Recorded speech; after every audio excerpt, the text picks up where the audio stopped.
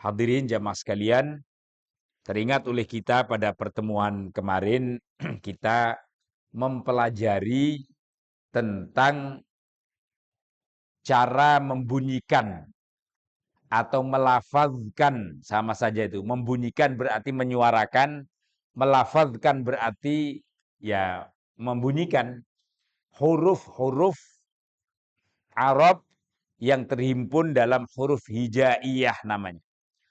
Oleh kita ingat, huruf hijaiyah berarti huruf yang diawali dari alif, ba, ta, tha, sampai kemudian ya, yang jumlahnya ada 28 huruf.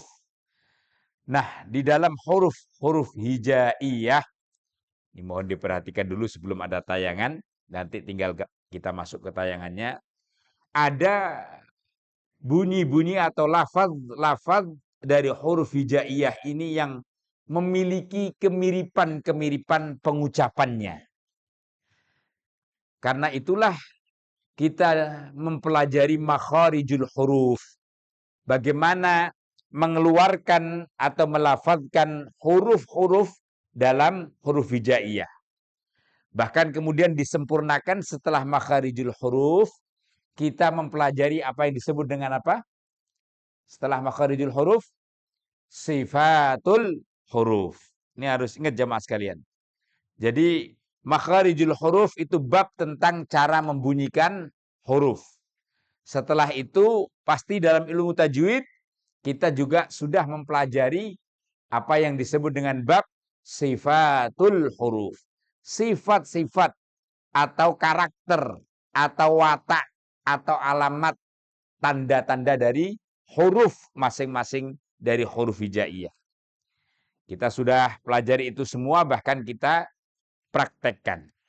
Silahkan Bapak Ibu dibaca pada praktek yang akhir di halaman berapa kemarin yang sudah kita lalui?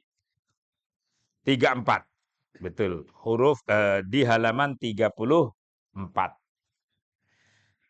Kemarin insya Allah sudah sampai huruf ghain ya. Sekarang fa ya. Fa, qaf, dan kaf. 3 saja. Ini kita latih huruf-huruf ini sebagai cara membunyikan dan kemudian menandai, terutama saat-saat bertemu dengan nun, mati, atau tanwin. Sudah dibaca di halaman 35 sekarang. Kita 35 sebelahnya. Dari huruf fa. Boleh saya baca dulu lalu kemudian boleh dipraktekkan ya. Fa, fi, fu, faf. Mari. Sekali lagi. Fa, fi, fu, faf. Saya boleh jelaskan. Fa berarti huruf fa yang dipanjangin satu alif. Fa itu mat tabi'i yang dibaca fathah. Fi itu berarti mat tabi'i yang dibaca kasroh, panjang pula satu alif. Fu itu juga panjang satu alif mat tabi'i yang diakhiri dengan huruf wawu dalam harokat dhammah. Faf itu fa yang disukun. Tidak boleh fa itu dikolkolahkan. Biasanya mohon maaf orang sering fa dikolkolahkan. Ini yang kadang-kadang jumbo jangan bacanya faf. Enggak boleh. Faf itu namanya mengkolkolahkan. Faf gitu saja. Sekali lagi. Fa, fi, fu, faf. Sekarang kita baca dalam harakat. Baik dhammah, kasroh maupun fathah dalam bacaan nun. Terutamanya yang tanwin. Fufan fanifafna minal mufni mafifan fanifat.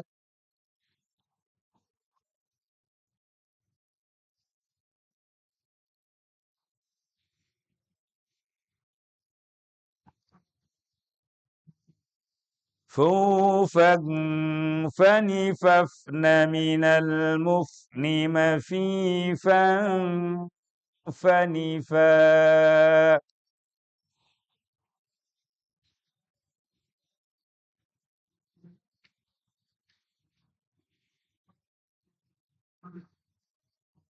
Ya, jangan sampai panipa lo ya. Nanti panipa. Fa dengan P beda. Sekarang masuk huruf qaf. Inilah huruf dengan makharijul huruf di halak, di tenggorokan, dengan sifatul hurufnya qalqalah. Ini harus dipantulkan bacaannya. Qaqiqu qaqqa.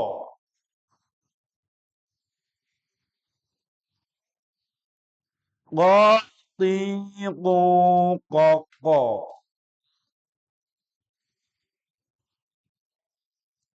Tolong qalqalahnya jamaah sekalian, saya dulu diajarinya, jangan menimbulkan huruf hamzah. Kokok, ini namanya menimbulkan huruf hamzah.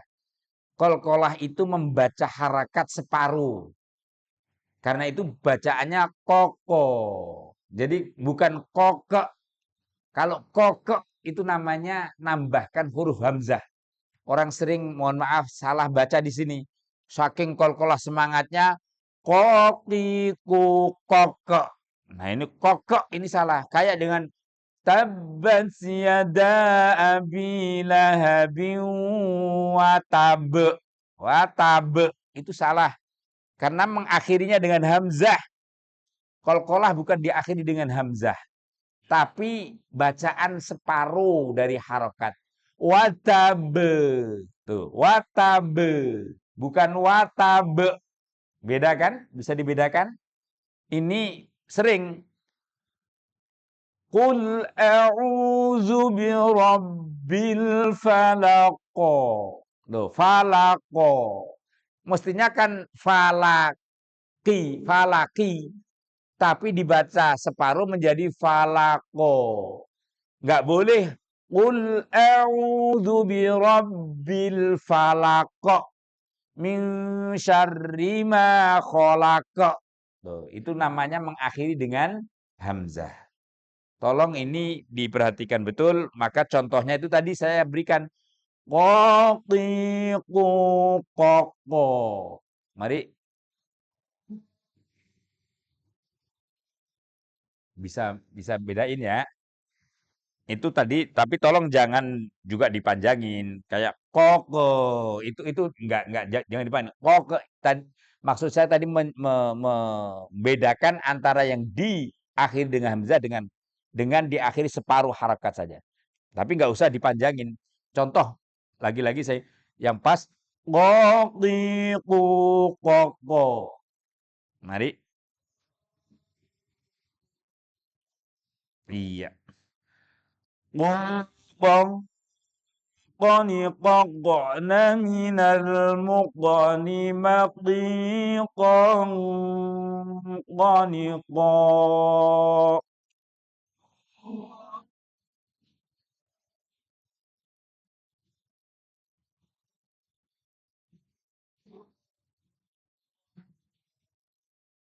Iya. Sekarang huruf kaf yang mirip dengan qaf. Kalau qaf itu kan tebal, itbaq. Kalau kaf itu tipis dan masuk sifat hurufnya adalah hams, mengeluarkan sedikit dari apa namanya bunyiannya, tapi tidak boleh dikolkolahkan, tapi juga tidak terlalu banyak. Jadi prakteknya adalah kakiku kak.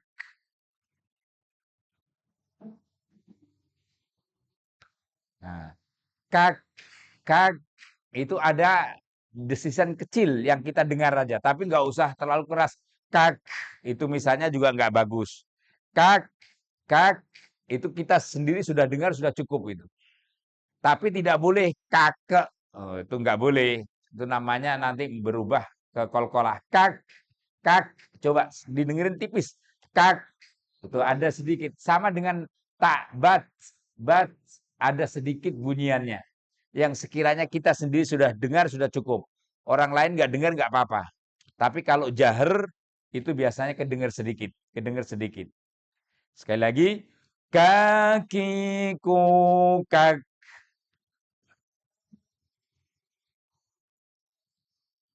ku kang kanikak naminal muk. ni makika kanika.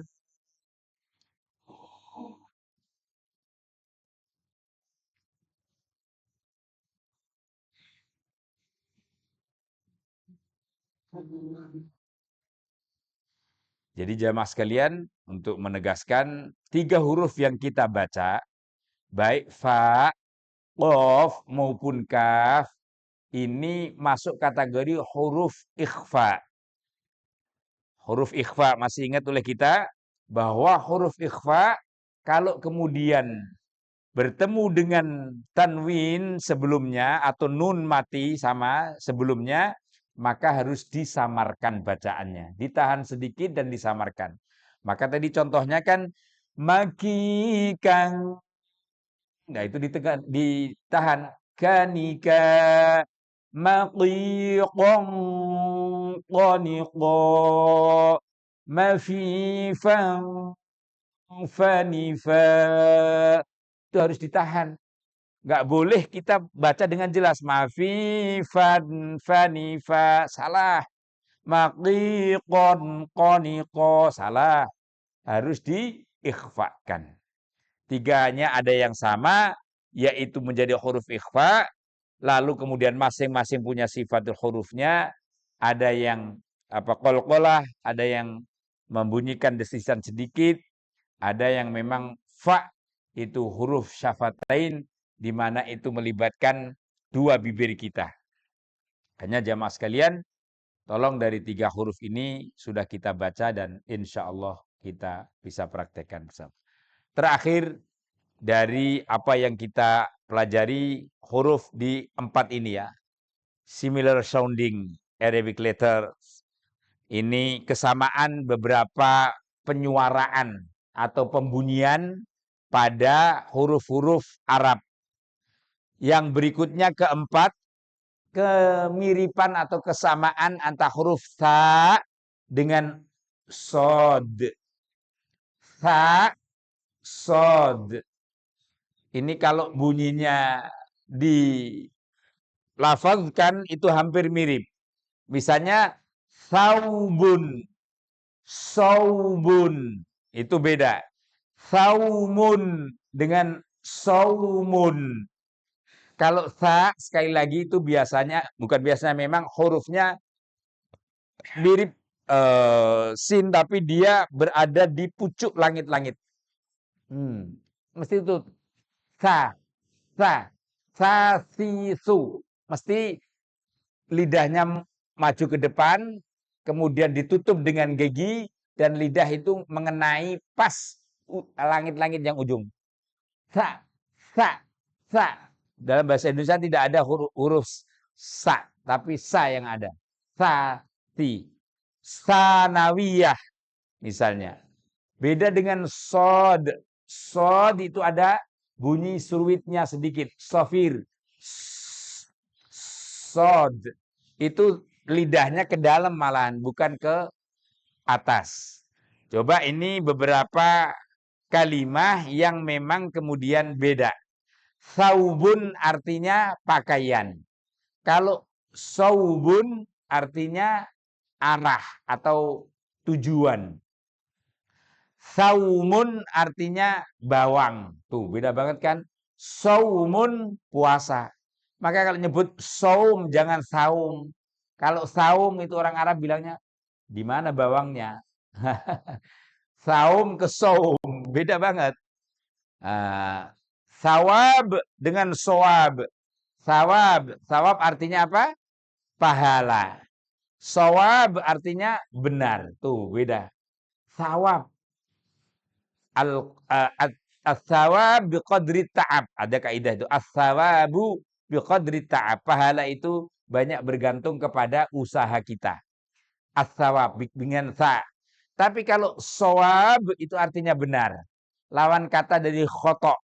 Misalnya jawab sawab, benar. Sawab itu benar. Beda banget kan, pahala ya biasanya memang mirip. Yang benar dapat pahala. Pahala itu kan balasan. Harosa dan haroso. Harosa dan haroso. Kalau A'atha diakhiri A ya. Kalau so diakhiri dengan O. O. Harosa artinya menanam. Haroso bersemangat. Hirsun bersemangat, bersungguh-sungguh. Musir. Musir itu artinya berdampak, berefek. Tapi kalau masir, masir itu tempat kembali. Wabi sal masir, dan neraka itu adalah seburuk-buruk tempat kembali. Maka bacanya jangan wabi sal masir pakai sa, ya jadi berubah. Terakhir sakil dengan sokil. Sakil itu artinya berat. Apa dalam bahasa Inggrisnya itu? Heavy, berat. Sakil. Kemudian sokil beda lagi. Sokil, sokil itu artinya mengkilap, bercahaya, mengkilap. Sesuatu yang digusak apa namanya digosok. Itu mengkilat itu namanya sokil. Nah, terus bawahnya. Nah, jamaah sekalian mengakhir. Ini dikecilin boleh, Bapak. Nah, inilah nanti boleh dibaca di grup ringkasan huruf-huruf yang tadi membedakan pembunyiannya. A. Coba kita sebut lagi. A. Sasa. Ha. Sasha. Jaza. Sasha. Zaza. Saso. Khogo. Tato. Khoko. Zazo. Kako. Zodo. Ini kemiripan-kemiripan yang sudah disimpulin oleh para ulama, orang-orang ahli qurra, huruf-huruf yang memiliki kesamaan. Kalau kita salah mengucapkan, bisa dampaknya salah pula pemaknaan dan artinya. Insyaallah ini nanti silahkan diingat-ingat oleh kita pelajaran tentang beberapa huruf yang memiliki kesamaan pelafazan atau pembunyian. Maka kemarin sudah dikasih caranya adalah gimana kita mengulang-ulang. Nah, kalau boleh mengulang sesekali dipraktekkan dengan temannya. Nanti Pak Giono dengan Pak siapa Haris atau Pak Arya gantian. Dulu begitu. Membunyikan ini satunya H, Kho. Misalnya H, itu nanti jadi agak saling mengoreksi, saling membedakan bunyi-bunyi hurufnya. Sampai sini insya Allah bisa difahami jamaah sekalian. Demikian apa yang menjadi pelajaran kita. Insya Allah nanti kita akan masuk ke penuntasan pembunyian huruf. Ada pertanyaan? Kalau sekiranya tidak ada, mari kita akhiri dengan doa kafaratul majlis. Subhanakallahumma wa bihamdika asyhadu an la ilaha illa anta astaghfiruka wa atubu ilaik. Wassalamualaikum warahmatullahi wabarakatuh.